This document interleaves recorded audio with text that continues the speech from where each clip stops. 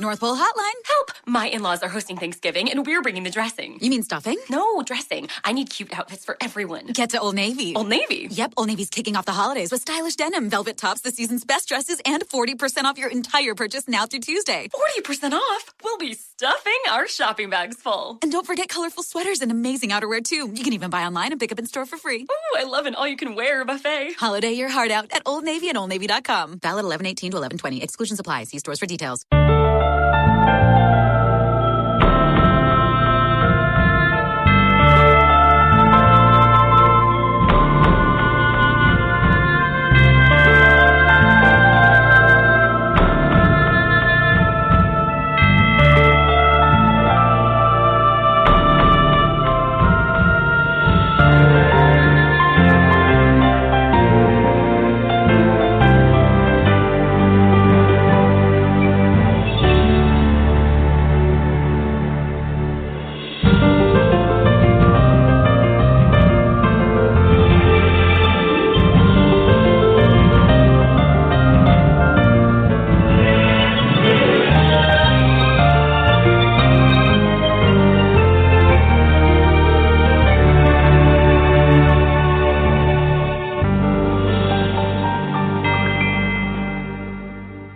Hello, everyone. I'm going to go. Hold on. Okay. That'll do it. Okay. Aloha, everyone. Welcome to Aquarian Radio at aquarianradio.com. And I'm your host, Janet Carolison, with my co-host, Dr. Sasha Lesson, and Karen Christine Patrick. And today we have a very special guest, Marshall Klarfeld. A CALTECH graduate engineer, benefited from a lengthy career in business and politics. He studied under Richard Feynman, Linus Pauling, and Zecharia Sitchin. At a relatively young age, physical questions propelled him into a 40-year passionate pursuit of the history of the Anunnaki. His research has uncovered theories that challenge the scientific community. One discovery may rank as one of the most important archaeological finds of the 21st century. So let's see. What he uncovered propelled him to write his book, Adam, the Missing Link, in which he introduced irrefutable evidence that extraterrestrials, the Anunnaki, occupied planet Earth some 450,000 years ago and used genetic engineering to advance human evolution. In his second book, Gilgamesh 10, which takes place at a time when humans cohabitated with extraterrestrials, he reveals the original true story of the biblical flood. The Anunnaki were here. Klarfeld details the exciting new theory of washboard gold mining and use by the Anunnaki, a theory which, when proven, will turn the archaeological community upside down. Sorry, can't read. In his latest book, Mysteries of Alien Technology, Marshall exposes structural abnormalities in many iconic sites around the world. So, Sasha, Dr. Lesson, I hope you can talk better than I can. Okay, this is a pretty exciting presentation. We know that the pyramids had multi-functions, but one that Marshall has called to our attention that basically had been ignored before he found it was the use of the step pyramids, this gold washboards. And so really, I want you to listen up. And Karen, before we bring on Marshall, say hi. Are you there? I am here. I'm very excited to hear more about this series, and it's going to be fun. Great. And let me click on Marshall's mic. Marshall Klarfeld, welcome to the Aquarian Radio Network. Well, thank you for coming. Janet and Sasha. It's a rare opportunity that we get to speak. Yes, we've talked at conferences, but now we get to talk on the radio. Last time was at the desert. Contact in the Desert. Yes, Contact is coming up again in June of this year, June 3rd through the 6th, and there will be 40 outstanding speakers, of which I will be one of them. Oh, it's going to be an amazing event. Yeah. So, what's new in the research, Marshall? What have you discovered? You've got, 4 books now? Well, I think, Janet, my most significant contribution was my discovery in Sicily of the Greek amphitheater, which most archaeologists believe was built by the Greeks as a theater. And I discovered that before it was a theater, it was used in what I call washboard gold mining. I did a thorough investigation of this magnificent structure and discovered that there was voluminous erosion, water erosion on the rocks, and that the stairways that gave access to the terraces were 12 inches tall.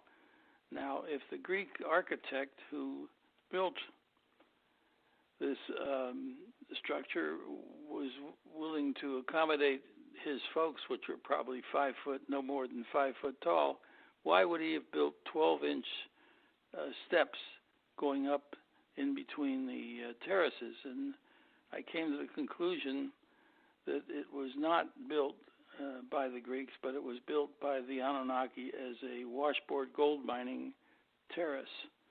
There's a water supply at the top of it, which comes from an underground river in Sicily that was filled with placer gold. And as the placer gold water bounced over the terraces, it deposited gold on the flat surfaces. Gold is 19 times heavier than water, and the perfect way to separate it is to transport it over a washboard surface.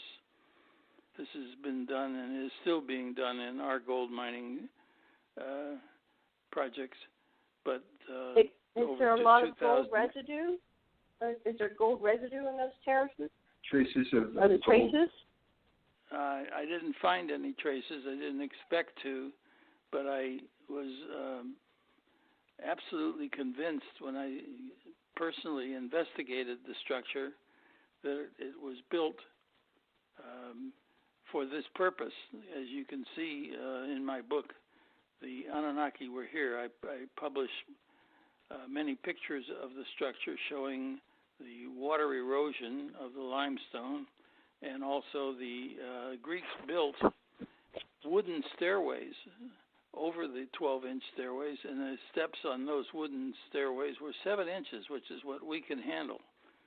And I said to myself, who would climb 12-inch steps? And I said 9-foot tall people. And as we know, that was supposedly the height of the Anunnaki. Right. Now, this discovery led me to go around the world and see what else had happened. And as we all know, there was a tremendous flood about 11,500 years ago. And the story that we got from the translation of the cuneiform tablets, the Anunnaki were deep mining gold in Southeast Africa, and all these mine shafts were filled with mud, so that they kind of cut off a process that they were doing, and they had to find a new way to supply themselves with gold. And I'm suggesting, with my theory, that this washboard gold mining was accomplished not only at the Greek amphitheater, but at places like Machu Picchu in Peru, and Chichen Itza pyramids, all the step pyramids in Mesoamerica were was this placer gold or gold mixed gold with ore? It was. What happens, Sasha, is that nature strips the gold from the veins during the spring runoff. When the snow melts, it strips the gold and puts it in rivers and creeks. The Nile River is a classic example. Every spring flood, it carries placer gold from the Nubian gold fields upstream. And this occurs in many places around the world. The Mekong River is another classic example of, and in Peru, there is the Urubamba River, which collects the gold from the Peruvian mountain veins and brings it down the river, and this river roars around the peak at Machu Picchu, and they must have pumped the water up from there filled with placer gold and let it distribute itself over the many terraces that are Machu Picchu.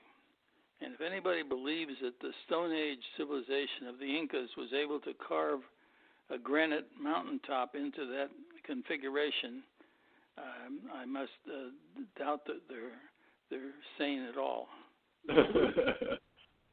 Wow. So you're saying that the top of Machu Picchu, there's the water comes up from where, below, or? Yeah, the river goes around that mountain peak. If you go to Google and you get a map of this river, which comes and flows around the peak, it's filled with placer gold, and all they had to do was pump it up to the top and let it distribute itself over the many terraces. If you take a picture of Machu Picchu, other than the traditional one which shows the mountain peak and a couple of plains in the center, you'll see that it's a massive washboard design. I show the picture of that in my books. How did they pump it?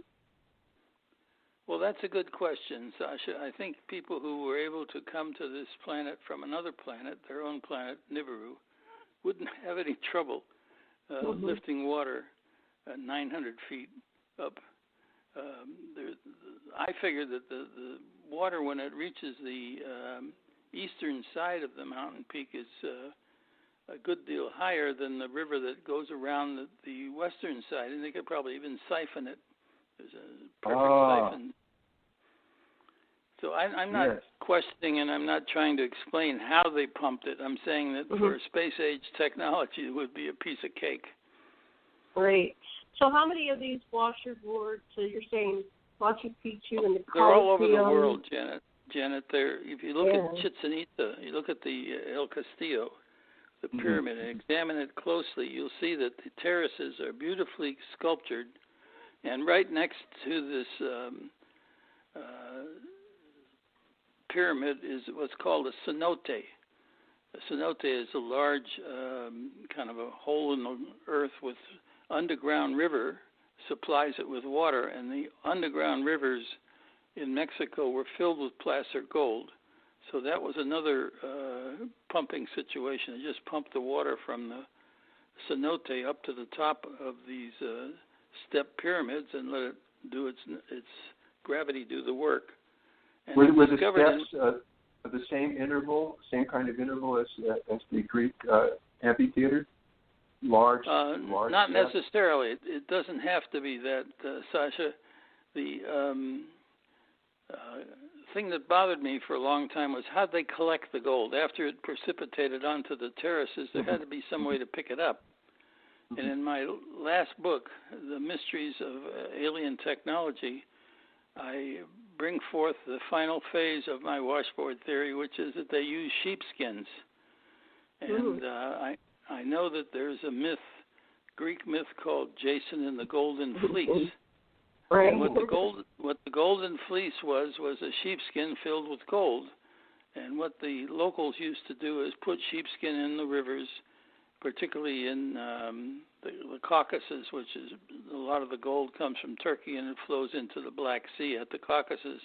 And all you had to do is put it in the streams there and it fills up with gold. So I said, well, they probably needed a bunch of pelts to put on the surfaces to collect the gold all over the world, every place they had one of these operations. And I discovered that Michael Tillinger was experimenting with the stone circles in Africa, Southeast Africa. He's uncovered tens of thousands of stone circles. And those stone circles, I looked up the word sheepfold. If you go to Google and you put the word sheepfold in, you find out that they were stone walls used to raise sheep. And as we know, Enki was the master of sheepfolds. And I'm declaring with my washboard gold mining that the circular stone structures, which, by the way, are also found in the Golan Heights in the Middle East and also in Peru. And I show pictures in my last book of almost the identical architecture of the There's a place in Southeast Africa called the Great Zimbabwe Wall. I don't know if you've seen pictures of that. Oh, definitely. And that was the center of the sheep raising. They needed millions and millions of sheep, Sasha, in order to cover all these surfaces. So they were raising them without shepherds. In other words, if you put sheep and let them reproduce in these stone circles, you can have a large quantity of pelts available. And Michael also discovered that there were resonating stones in the walls of these sheepfolds, and he's been trying to figure out what that was. And I suggest that the resonating stones were a barrier to keep predators out. Today, our modern sheepfolds are electrical fences that enclose the same kind of a surface, and that keeps the predators out. And I asked Michael last year at Contact in the Desert what he thought about that. And he said, well, the amazing thing, Marshall, is that every time I investigated one of those stone circles, I never saw any snakes in there. So I think that might be a clue that these resonating stones keep predators away from the sheep. Now, what did the sheep eat? And I wonder what about lions? Yeah. They just graze. They just graze like they graze now. In other words, if you wanted to raise millions of sheep without a bunch of shepherds, you could build these circular stone walls and put the resonating stones in them to keep the predators out, and then just go collect the pelts when you needed them. They kind of raised themselves. So that all they need is the natural grasses that grow. Now, do they deplete that? Anyway, we're getting a lot of sheep questions. I'm just looking at the pictures. I'm wondering how long would it take if you look at my book, if you look in the book, you'll see that in Peru there's an animal that's kind of like a sheep. It's not a sheep. It's an alpaca, but it has wool. And the thing about the sheepskin pelts is that they're filled with lanolin. All those fibers have lanolin on them. And when you submerge it in the water that has placer gold, as it comes streaming by, it sticks to the lanolin. And that's how you get the golden fleece. In fact, there's a statue in Sochi, Russia, of Medina holding up the golden fleece. It's a very trademark for that area of the world. And I assume people are still doing this type of gold collection with sheepskins in that part of the world, and I didn't see any reason why it wouldn't work every place there was placer gold.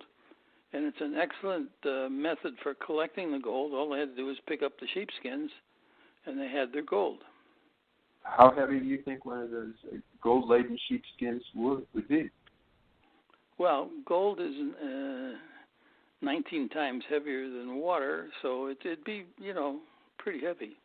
But that was no problem for them. They were very athletic, muscular guys, and they had helicopter landing pads all over the place, so that they just would send a helicopter in and collect the gold. Now, once the gold is on the sheepskin, how do they get it out? What kind of process? Well, that's an interesting question, Janet, and I thought a lot about that, and the easiest way to do it is just melt it. Throw the sheepskin in a fire and in a pot, and it melts, and the gold comes off. But actually, I think when it dries in the sun, in other words, Jason retrieved it from a tree. It was hanging on a tree, which is in the sun. It was drying, and once it was dried, I think you could just comb the gold out with a fine-tooth comb. That would be. So they comb it out. What? Just could you tell our listeners why they wanted the gold, or what they professed their intention with it was? As you know, Sasha, the cuneiform tablets, as translated by many people, tell the story that they came to our planet to save the atmosphere of their planet. Their planet they called it Nibiru, and apparently they, through many atomic wars and other industrial complications, they created an ozone leak, very much like we have in our atmosphere. And since their planet was completely dependent upon their atmosphere for their civilization to survive, it was desperate for them to close their ozone leak, and they tried everything according to the stories in the cuneiform tablets. And the one thing they discovered that would work was particles of gold flaked up into the ozone leaks that the sun reflects off the gold particles and helps heal the ozone leak. So they discovered in a survey of the planets in our solar system that Earth was the one planet that was rich with gold.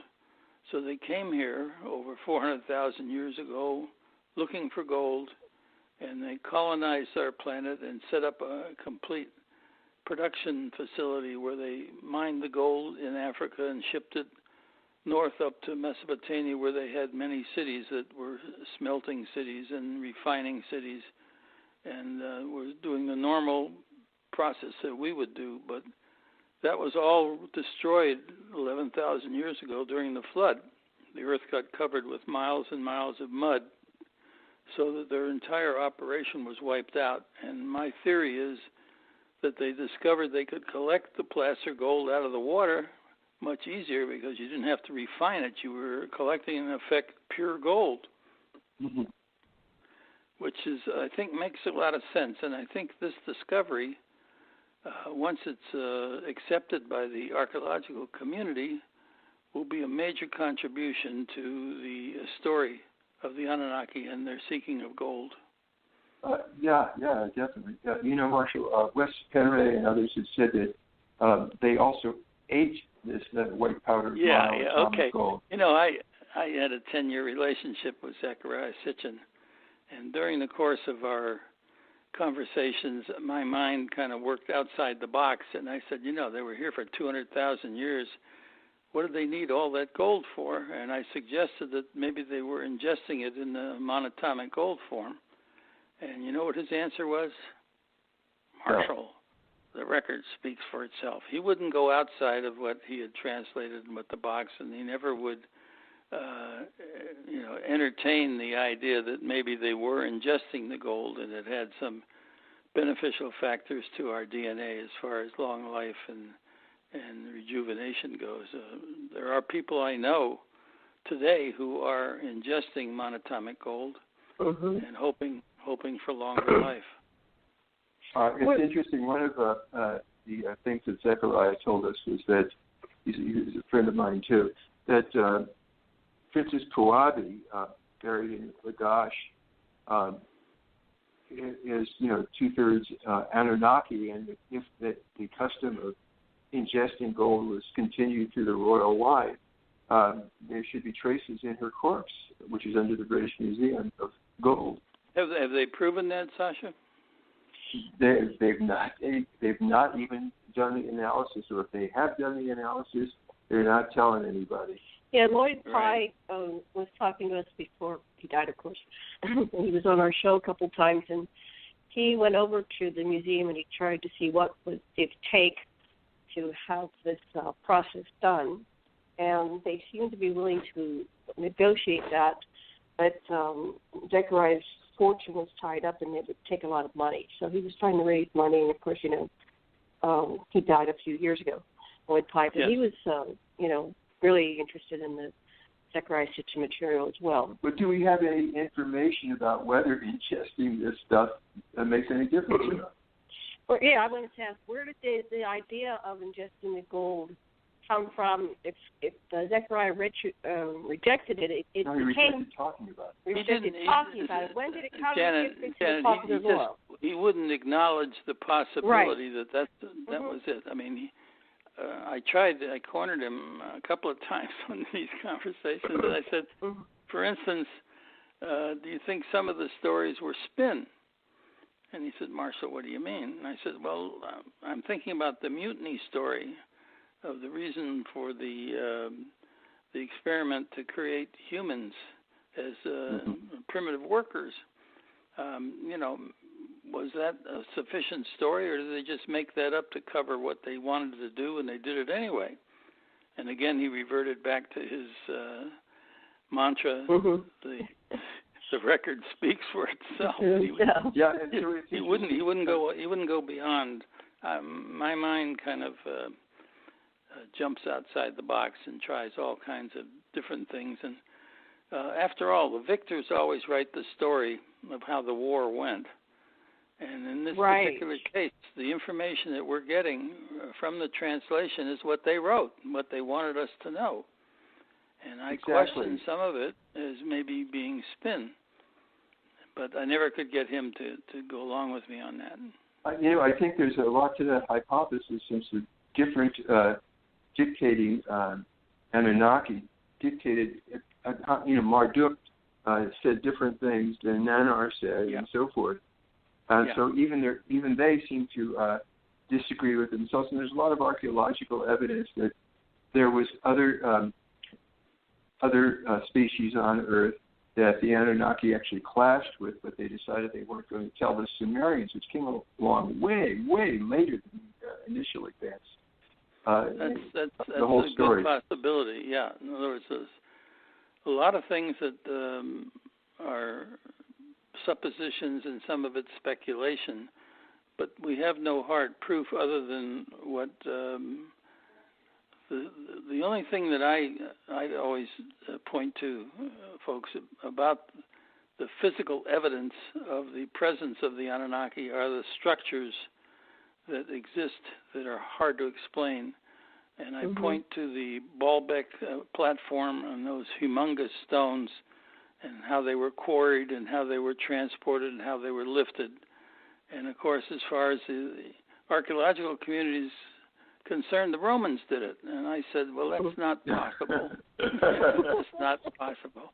And then I look at the pyramids and I go over to Angkor Wat, and every place I've gone, Chichen Itza, Palenque, these structures are so magnificent, so beautifully designed, and so cleverly put together architecturally, that I know that technology didn't exist. And in my final book, or the last book that I published, called The Mysteries of Alien Technology, I go even further into some of the classic buildings that have stood for 2,000 years. For instance, in Greece, you have the Parthenon, and in Rome, you have the Pantheon.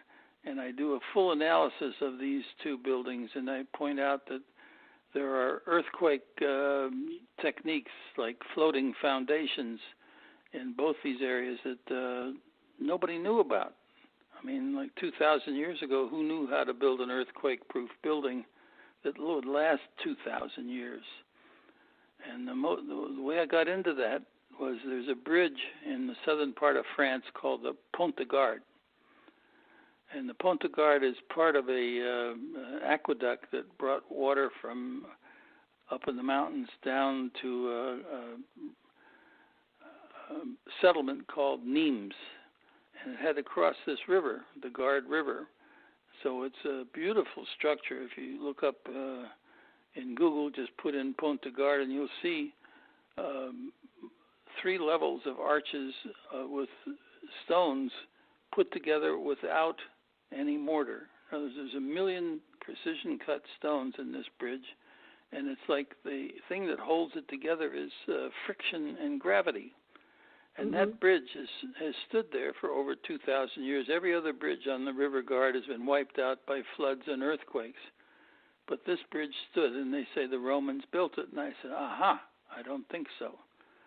So I use that as part of my example of they built structures like the pyramids where they didn't use mortar inside. I mean, on the structures, they just piled stones up. They cut them precisely, and they fit it together with friction and gravity, and it holds together.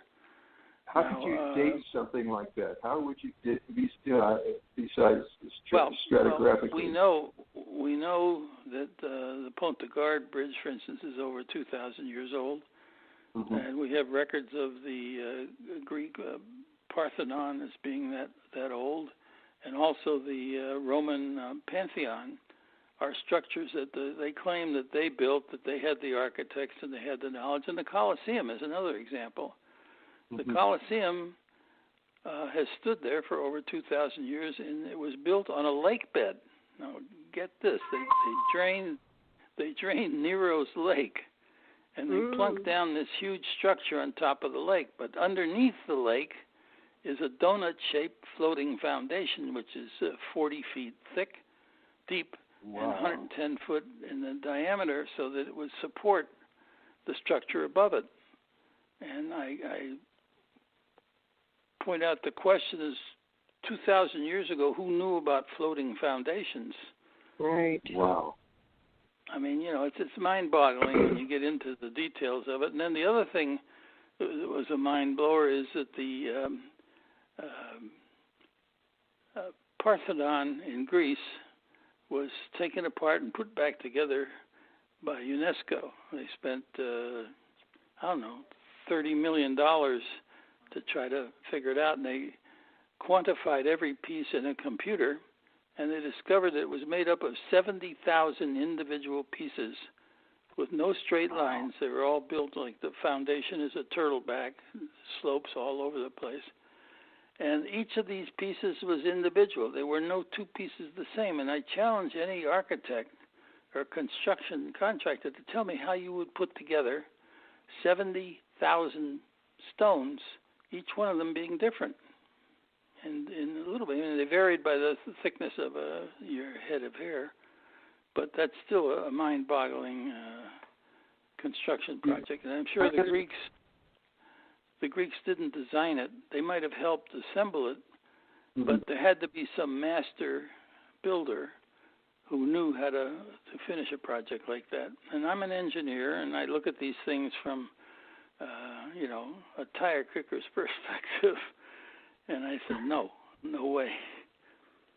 I guess one question I have, when I especially look at Angkor Wat and some places like that, could just some of these stones, not all of them, some of them obviously were poured, but couldn't some of them be like our Brown's gas, basically chemically bonded concrete rather than aggregate concrete that they actually softened and got in place? You're breaking up on me, Sasha. Give me that again.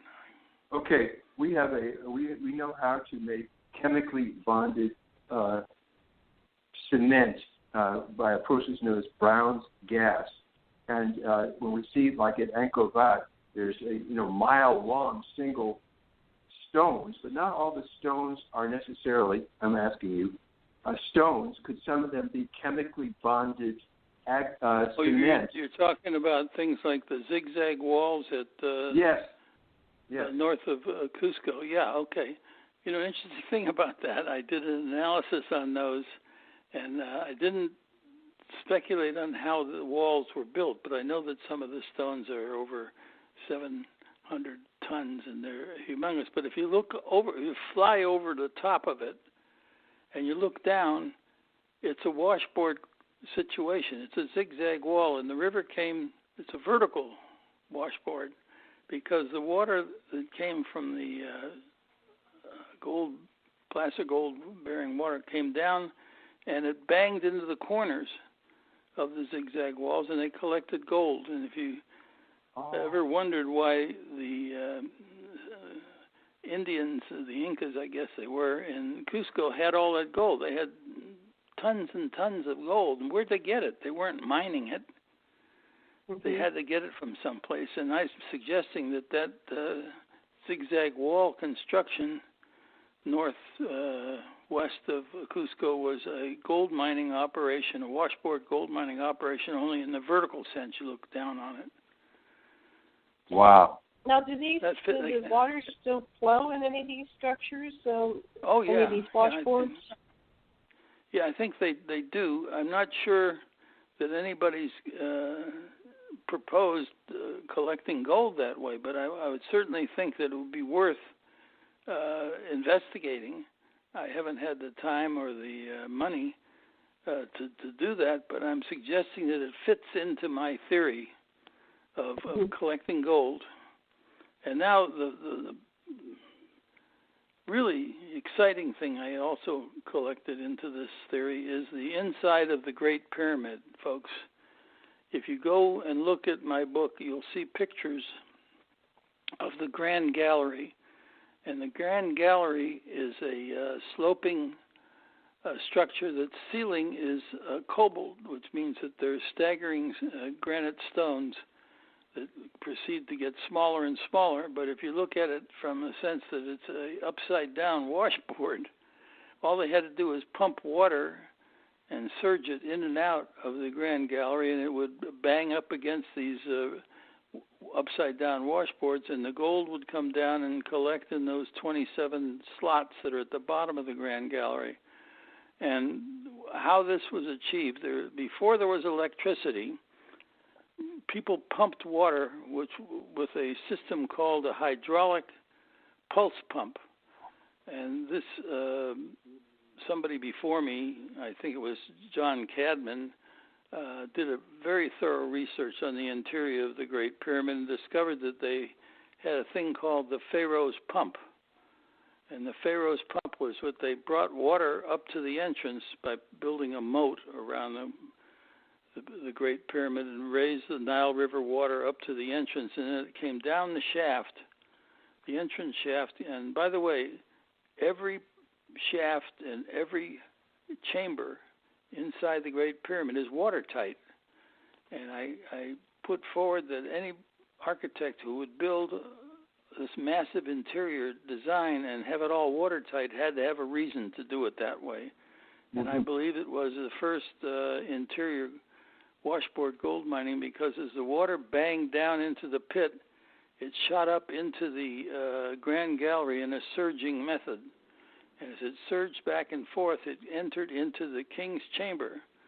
And my smoking gun, folks, on this is that there's a box, a granite box inside the King's Chamber that's damaged on all the exterior edges. All the edges are of this beautifully cut granite box are heavily damaged. And my theory is that as the water entered into the King's Chamber, it floated this box, the sarcophagus, and as it floated up, it banged around, hitting the ceiling and the walls, and was chipped and damaged until finally one corner, if you look at the picture of it closely, you'll see one corner has been heavily damaged, and it finally got low enough so that the water came into the box and it sunk. And once the box sunk, that was the end of that operation. And I asked myself, I said, who would take a beautifully crafted box and leave it in this magnificent King's Chamber and have all this damage on the exterior edges? How could that possibly have happened, and why would they have done that? Mm-hmm. So that's does the water come from underneath? People are talking about the pyramids make water come up from underneath, from underground.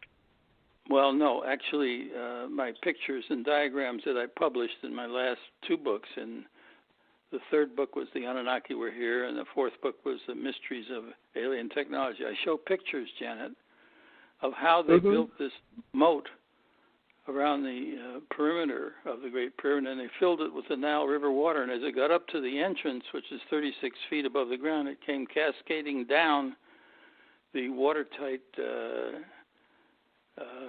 tunnel and hit the pit. And when it hit the pit, this hydraulic pulse pump theory works beautifully, and it just sends it back up into the Grand Gallery. And there were a bunch of gates and sliding doors that enabled this thing to work.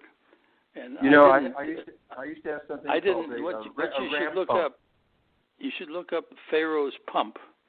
Okay. And, I had a variation of that. It's called a ram pump, where I just where I was able to pump to my upper yard by water, but it's the exact same principle. So you make a lot of sense to me. Mm-hmm. Yeah. Well, before electricity, that's the way they pumped water up higher than where it came in. So there's a pyramid that somebody built in around the Chicago area, and when they built it, it made water come and it made a lake around it. Is there something about the pyramid that draws water from underground? I don't know, Janet. That's something I've not investigated. All I know is that when I was trying to expand my washboard gold mining theory, I did a thorough investigation. I found this Pharaoh's Pump, and I said, there's a way to get the water to go into the Grand Gallery and surge back and forth. And if it surged back and forth at this upward angle, it would push the water against the cobalt ceiling, which was upside-down washboard, and separate the gold. let me run something additional. Christopher Dunn has said that, starts out with a very similar thing to what you do about the water pump. But he says above that, he found small conduits where HCl and hydrated zinc traces were left, where they were brought together. Of course, when you bring those two things together, you get a hydrogen explosion, which was then contained and facilitated by further devices.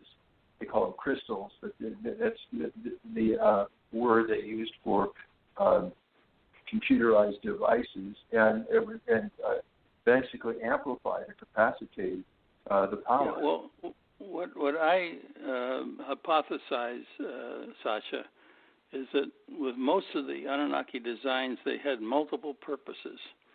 Mm-hmm.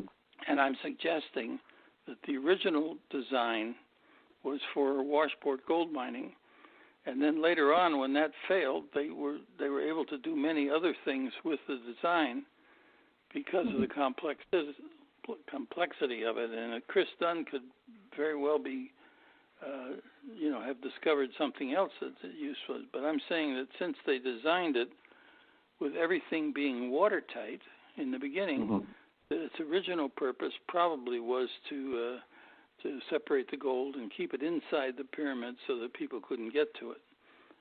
Later on, in order to keep the natives from collecting the gold off of the pyramids like at Chichen Itza, they concocted this story that the gold belonged to the gods, that they could use the gold for artifacts and pretty things, but when the gods returned, they had to give them the gold back because it belonged to them.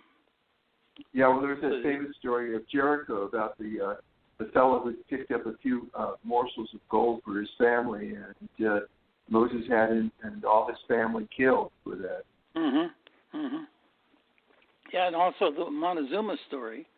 They thought when they saw the Spanish conquistadors coming in their white ships, they thought those were the gods returning, and they offered the gold to them free. They said, it's yours, we'll give it back to you. But the Spanish were overly eager, and they didn't accept everything that way. So it turned into a big disaster for the natives anyway. Yeah. And I'm looking, of course, the internet is so accurate, but anyway, how many pyramids are there in the world? They keep finding them. It appears to be a global grid of some kind. Of course, there's many functions of them. What do you think about all these pyramids they're finding? Were they all used for the food processing? If they were step pyramids, yes. And all you need to do, Janet, to prove that is to see what water source is nearby. And in my books, I show, even in India, some of those temples, those magnificent Indian temples were washboard designs. They were pyramid structures, and they had access to placer gold, and they collected it that way. It's very easy. They had water flowing through Dolivara, Harappa, and Mohenjo-daro. Yeah, all you have to do is look for the placer water next to these structures, and then you make the assumption that that's what it was used for. We have Karen here, and we kind of shut her out. But Karen, would you like to ask a question or make a comment? I'm sorry, I forgot about you. Oh, no, you're fine. My first comment is my mind is blown, and I'm real excited about this material. I wanted to go back to the sheep pins because I was just looking at those not too long ago, the ones in Peru. And what was interesting about the material being somewhat like conducting some kind of unknown energy, a while back I was living in Texas, I followed up on the story of Rockwall, Texas, which is an underground city under a great dispute. It was discovered in the late 1800s, and it's been pretty much the story's been suppressed ever since. But one of the things they discovered about, one researcher discovered about the rock wall is that it's about 7 stories high, and the material is not stone. It looks like stone, but it's back to what Sasha was saying. It's a composite material, and he was able to get some of that material and look at it, and it literally was the same material that you find in organite, and did, in fact, conduct some kind of energy. Yeah. There's a French guy named Davovitz, And he did the same analysis on the casing stones that covered the Great Pyramid. In other words, those pyramids originally were built, and then the kind of a roof was sealed on it. It was white limestone casing stones, and they were so beautifully formed that when they were all put together, the sun reflected off that surface to the horizon. They were like beacons.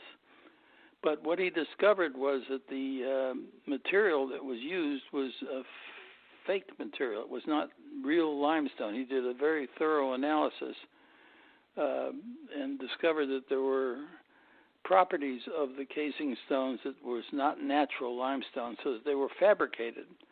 And I made the conclusion that if they could fabricate the casing stones on the Great Pyramids, they could fabricate walls wherever they wanted to, like in Cusco. These Inca walls look to me like they are fabricated. Those stones were not natural stones cut and placed together. They fit so tight that you couldn't put a razor blade in between them. But I speculate that was kind of a manufactured process. Nobody's really followed up on that to do analysis of it to make sure that that's a possibility. But I'm fairly convinced that those zigzag walls and the Inca walls and the walls you see at Machu Picchu that are cyclopean, where there's a bunch of stones put together without mortar, they fit so tight that I suspect that they were manufactured. Zecharia repeatedly makes the point that these structures are pre-Incan, and the Incas just got them from the people that made them. Yeah, well, the Incas never claimed that they did it. I think that there's a verifiable history there that they said they inherited it, and they were a Stone Age civilization. They didn't have the tools to do that sort of stuff. Yeah, go ahead. Yeah, I often question on those walls, there are little like steps that protrude from the stones. If you looked at it closely, you'll see there's a whole bunch of little protrusions. And to me, when we used to manufacture out of aluminum, we would have molds and injection ports. And these little things, we would get rid of them after we finished the process. You cut them off, but apparently some of those weren't cut off and they were left there, and that was possibility of protrusion manufacturing. We had a gentleman that I interviewed named Jeffrey Boyd, who was a metallurgist, and he said basically the same thing. And also someone did an analysis of the material at Non-Medal, and that was also a composite type material with the same characteristics, of this, those combinations of substances that you find in. I've got an echo. I'm going to stop. Well, Janet. Okay. Okay. What is that echo? Back to you. I got it. I was surfing looking for images and something. How you get on the site and you sometimes launch something and it's like, shut up. Yeah, my apologies.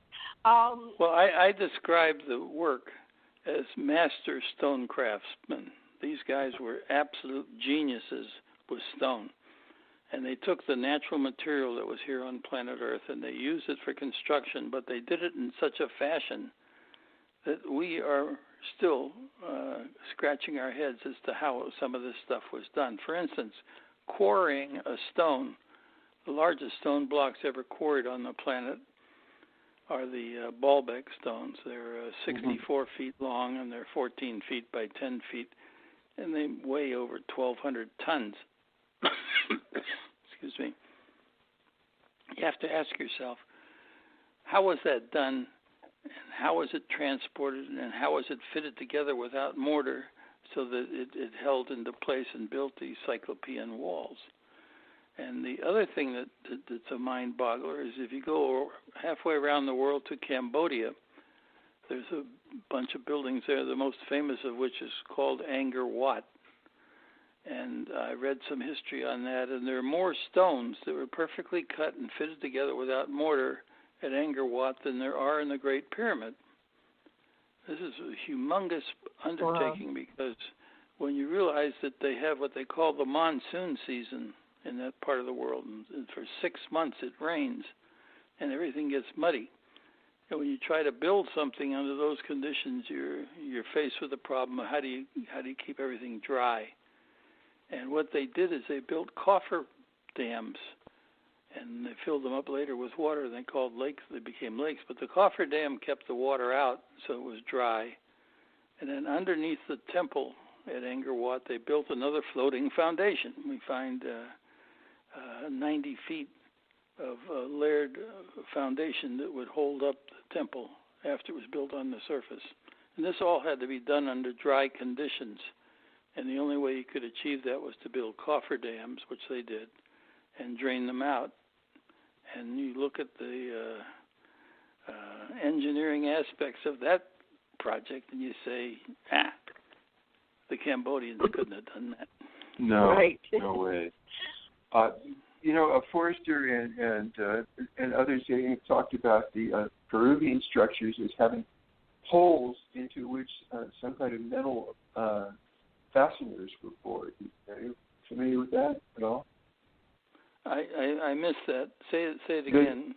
That there's Forrester and Childress and others have noticed that there are like these T-brads with some kind of metal poured to keep the joints, fitted stones, joined.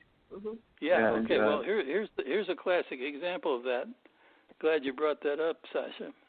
If you go look at the Colosseum, I have a picture on my computer desktop, and there's a whole bunch of pockmarks in the vertical structure, so that when they built the Colosseum, not only with the floating foundation underneath it to keep the thing together, when they built the vertical stones, which were placed together again without mortar, they used metal clamps in the structure. And of course, at one time the Romans needed the metal, so they took most of these clamps out, and what's left when you look at the picture is a bunch of pockmarks.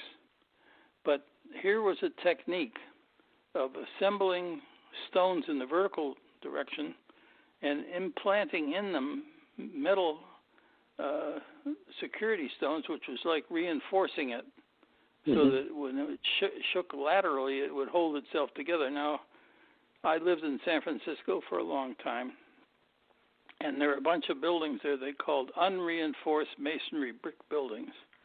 And the city, after the earthquake, proposed an ordinance that every one of those buildings had to be reinforced with steel structures to hold up the bricks, because the bricks would just fall apart when they shaked, rattled, and rolled in an earthquake.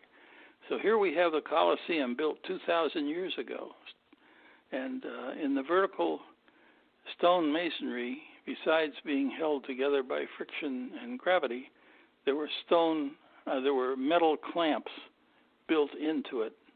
And you wonder how the hell they did that. I just have never figured out how you could put metal clamps. I can see it in a horizontal surface where you cut out the thing and you pour the metal in there and it holds the two stones together in a horizontal fashion because it's a vertical thing. But when you go up in a column and put these metal clamps in, I don't know how they did it. Yeah, I see what you mean. It's a mystery. Yeah. It's a mystery. Yeah. Wow. We have only about 8 minutes left, and I know we need to talk about contact in the desert and what your workshop is about and the presentation. Yeah. And the panels that you're going to be on. This is the fourth season for Contact, and I've been blessed to have been there since the beginning, so it'll be my fourth appearance.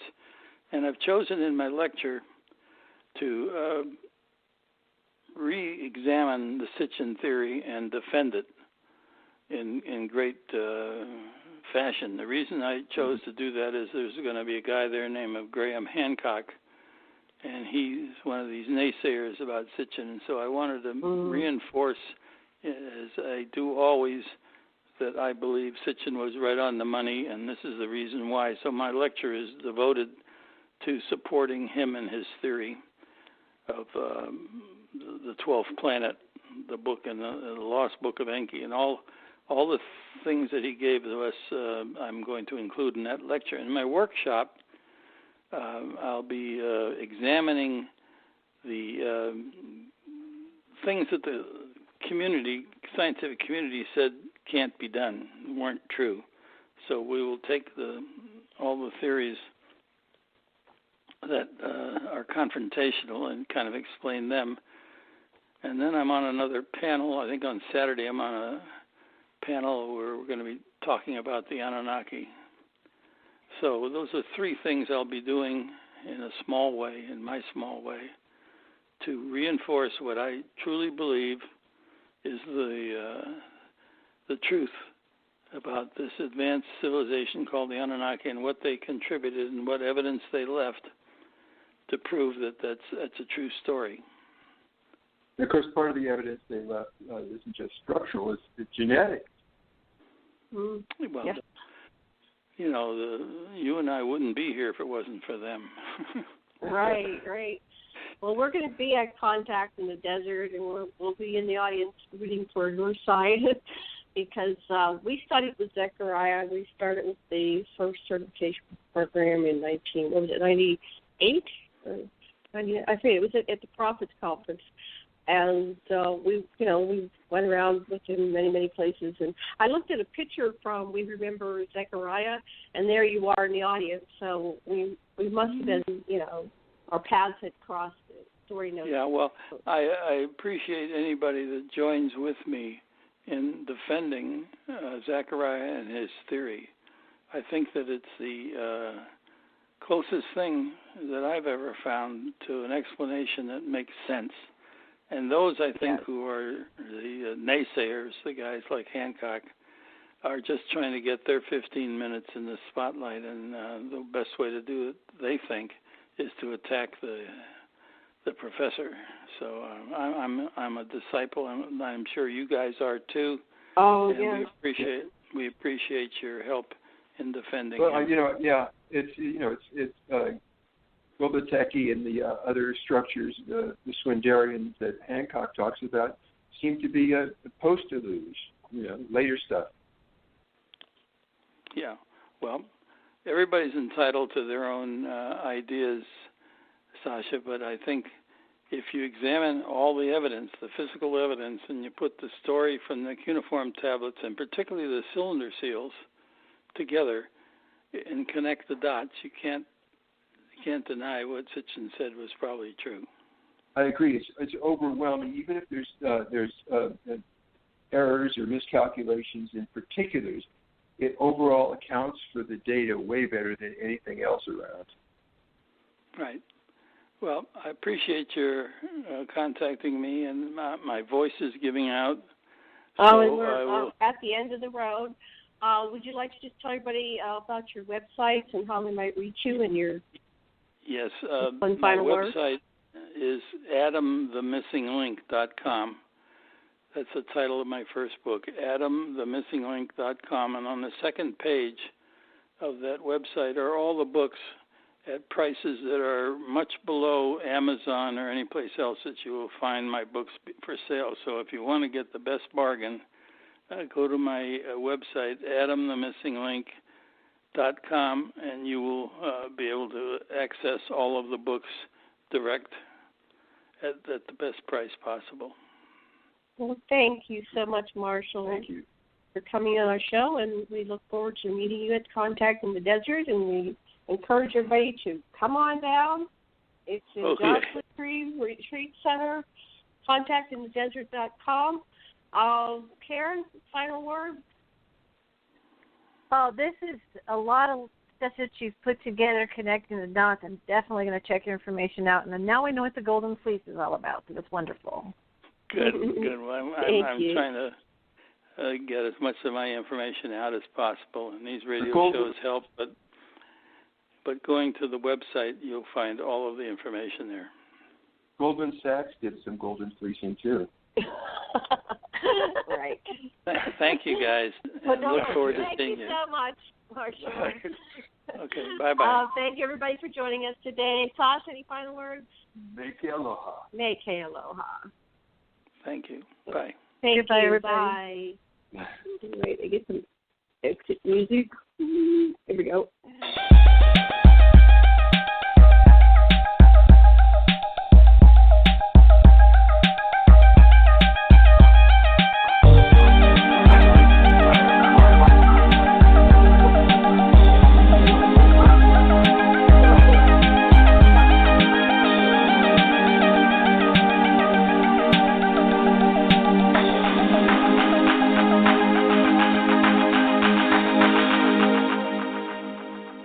Have you heard? Metro by T-Mobile now includes Amazon Prime.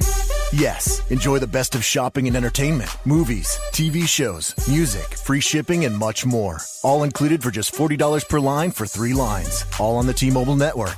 Discover the smarter way. Metro by T-Mobile. That's genius. One offer per account. Offer subject to change. $12.99 per month value. Offer valid for new Amazon Prime members. Metro customers may notice reduced speeds versus some T-Mobile customers. Video at 480p. Capable device required. See store for details and terms and conditions.